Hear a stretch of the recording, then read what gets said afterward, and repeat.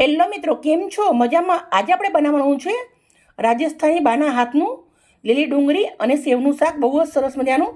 તો મેં ડુંગળી લઈ લીધી છે, સેવ લઈ લીધી છે, મેં મોટો એક વાટકો ભરીને સેવ લીધી છે, લસણ લીધું છે, એક ગાંઠ નાનો આદુનો ટુકડો બંને વાટી લીધું છે, સાથે 2 તીખા મરચાં લીધા છે, ડુંગળી લઈ લીધી છે. ડુંગળી મેં બીજી સમારી રાખી છે. પૂરો વિડીયો તમારા જોડે શેર કરું છું. આજનો વિડીયો સારો લાગે તો પ્લીઝ મને લાઈક કરજો. કઢાઈના અંદર 2 ચમચા તેલ ગરમ મૂક્યું છે. આ શાકના અંદર થોડું તેલ વધારે આવે છે એટલે 2 ચમચા ભરી મેં તેલ મૂક્યું છે. તમે ઓછું પણ વાપરી શકો છો. મેં સિંગ તેલનો ઉપયોગ કર્યો છે. તમે નોર્મલ જે ખાતા હોય એ પણ વાપરી શકો છો. કઢાઈના અંદર તેલ ગરમ થઈ ગયું છે. રાઈ અને જીરું નાખું છું 1 ચમચી. રાઈ જીરું ટાટકી જાય એટલે 1 ચમચી હિંગ નાખું છું. આદુ, મરચાં અને લસણ વાટેલું. એકદમ મસ્ત સમારેલી ડુંગળી એક સરખી ઝીણી ઝીણી સમારેલી. ડુંગળી પહેલાં ધોઈ નાખવાની છે.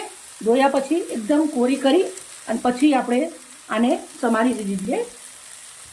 પાણીનો ભાગ નહીં રાખવાનો ડુંગળીના અંદર. ડુંગળી તેલના અંદર સંતળાઈ અને સરસ મજાની રેડી થઈ ગઈ છે. તો હવે આપણે અંદર મસાલા કરવાના છે. જો 1 ચમચી તીખું મરચું લીધું છે, 1/2 ચમચી મીઠું લીધું છે, 1/2 ચમચી હળદર લીધી છે, 1 ચમચી ધાણા જીરું લીધું છે. મમ્મી લોકો આવી રીતના સિમ્પલ મસાલાથી બનાવે પણ એમનું શાક બહુ જ સરસ બને. આપણે સેમ મમ્મી લોકો જેવું જ બનાવવું છે. મમ્મી લોકો, દાદી લોકો જો જેટલું ટેસ્ટમાં બેસ્ટ હોય છે સિમ્પલ મસાલાથી બનાવેલું. આપણે સરસ મજાનું મિક્સ કરી દઈશું અને ડુંગળીને મિક્સ કર્યા પછી ઢક્કણ ઢાંકી દઈશું અને આ ડુંગળીને આપણે 3 થી 4 મિનિટ સુધી ચડવા દઈશું. હવે આપણે આને ચેક કરી દઈશું.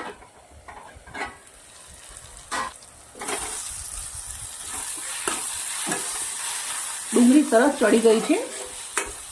હવે આપણે અંદર ગરમ પાણી નાખવાનું છે થોડું.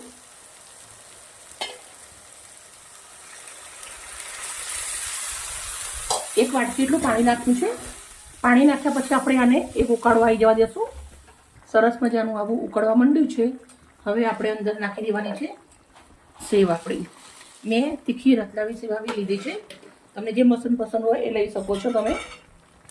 સેવ નાખ્યા પછી સરસ આને મિક્સ કરી દેવાનું છે. મેં સરસ મિક્સ કરી દીધું છે. હવે આપણે 2 મિનિટ ખાલી અને ઢક્કણ લગાવી દઈશું. ખાલી 2 મિનિટ. 2 મિનિટ થઈ ગયા છે તો ચેક કરી લઈશું. હવે આપણે લીલા ધાણા નાખવાના છે. ગરમીની મોસમ છે, ધાણા થોડા મોંઘા આવે પણ આપણે ખાવા જોઈએ, શરીર માટે સારું રહે એમ. સરસ મજાનું આપણે શાકને મિક્સ કરી દીધું છે. હવે આપણે ગેસને બંધ કરી દઉં છું અને મોટી કઢાઈમાંથી સરસ મજાની મેં નાની કઢાઈ લીધી છે. એના અંદર આપણે આ શાકને નીકાળી દઈશું. તમે રોટલી જોડે ખાઓ, રોટલા જોડે, ભાખરી જોડે તો મજા પડી જાય. ભાઈ એકવાર બનાવીને જુઓ તો ખરા તમે ખાઈને. બહુ જ સરસ લાગશે તમને. અને મારી વિડીયો સારી લાગી તો પ્લીઝ એક લાઈક કરજો.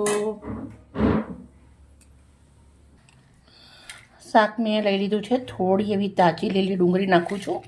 થોડીક એવી સજાવવામાં સેવ નાખું છું. મિત્રો, અમારી વિડીયો સારી લાગી તો પ્લીઝ લાઈક કરજો. Bye bye. કાલે આવી નવી રેસીપી સાથે.